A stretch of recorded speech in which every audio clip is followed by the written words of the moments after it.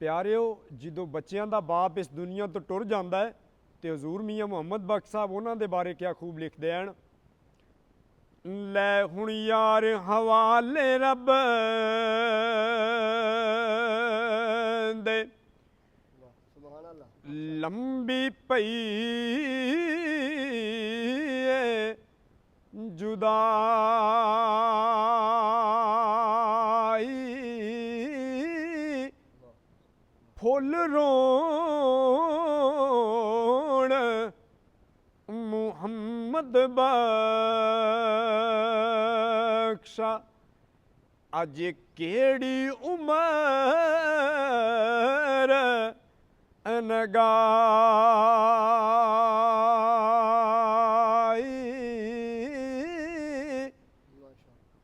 ਬੱਚੇ ਪਾਲਣ ਸੌਖੇ ਹੋਂਦੇ ਤੇ ਔਖੇ ਪਾਲ ਮਾਪੇ ਇਸ ਨੁਕਤੇ ਦੀ ਆਜ ਸਮਝ ਫਿਰਿਆ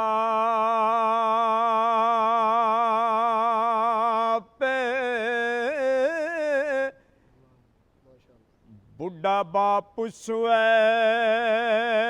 ਬੁੱਤੇ ਪੁੱਤ ਕੋਈ ਨਾ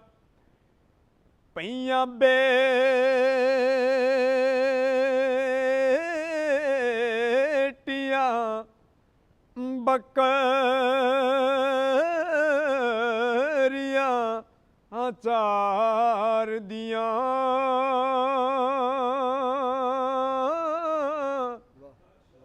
ਭਲਾ ਨਹੀਂ ਸੀ ਦਿਲ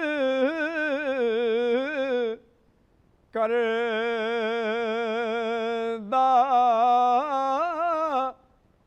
ਸ਼ੁਐਬ ਪਿਆਰੇ ਦਾ ਲਜ਼ਤਾਂ ਚੱਖਾਂ ਮੈਂ ਇਸ ਬਹਾਰ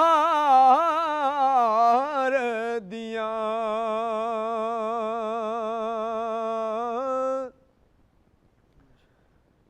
ਤੇ ਇੱਕ ਨੂੰ ਰੱਬ ਇਤਨਾ ਦੇਵੇ ਉਹ ਬਸ ਬਸ ਕਰਨ ਜ਼ਬਾਨੋਂ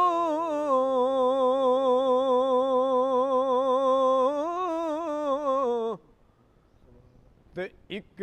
ਨੂੰ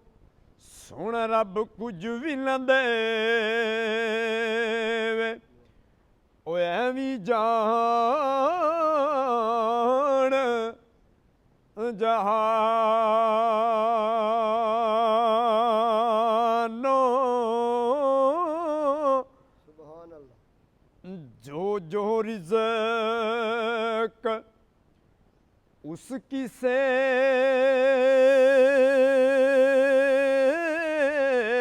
ਦਾ ਲਿਖਿਆ ਉਹ ਲਿਖਿਆ ਕਦੇ ਨਾ ਟਾਲੇ ਉਹ ਭਾਵੇਂ ਲੱਖ ਹਜ਼ਾਰ ਬੁਰਿਆਈਆਂ ਤੱਕੇ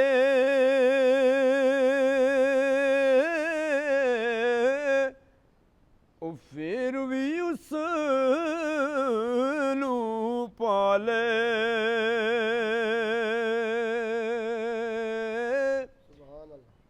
ਅੱਜ ਕੱਲ੍ਹ ਦੇ ਦੁਨੀਆਦਾਰਾਂ ਦੇ ਬਾਰੇ ਜਿਹੜੇ ਆਪਣੇ ਆਪ ਨੂੰ ਚੌਧਰੀ ਸਿਖਾਉਂਦੇ ਨੇ ਸਦਾਉਂਦੇ ਨੇ ਮੀਆਂ ਸਾਹਿਬ ਉਹਨਾਂ ਦੇ ਬਾਰੇ ਕਿਆ ਖੂਬ ਲਿਖਦੇ ਹਨ। ਅੰਕੇ ਮੰਗਤਿਆਂ ਕੋਲੋਂ ਮੰਗਣ ਵਾਲੇ ਇਹ ਰਹਿਣ ਹਮੇਸ਼ਾ ਖਾਲੀ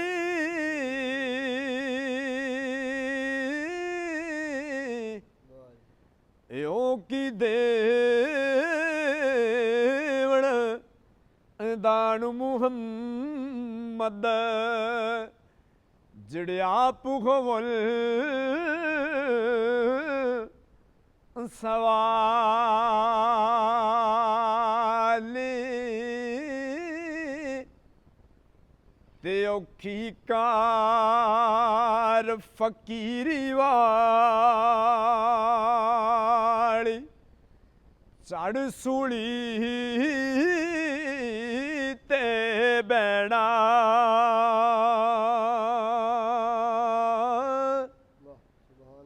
ਦਰ ਦਰ ਦੇ ਇਹ ਟੁਕੜੇ ਖਾਣ ਤੇ ਬਾਜੀ ਪੈਣਾ ਕਹਿਣਾ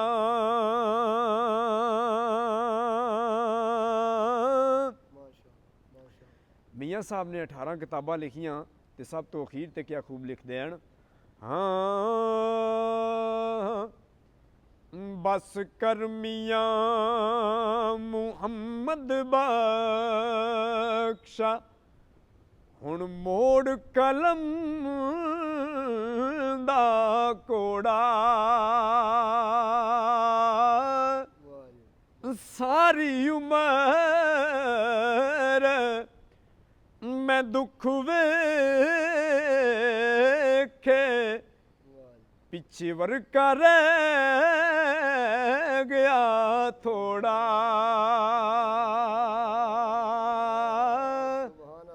ਜੇ ਸਾਡਾ ਕਲਾਮ ਚੰਗਾ ਲੱਗੇ ਸਾਡੇ ਚੈਨਲ ਨੂੰ ਜ਼ਰੂਰ ਫਾਲੋ ਕਰੋ ਮਿਲਦੇ ਹਾਂ ਅਗਲੀ ਵੀਡੀਓ 'ਚ ਵਾਹ ਸੁਭਾਨ ਅੱਲਾਹ ਕੀ ਬਾਤ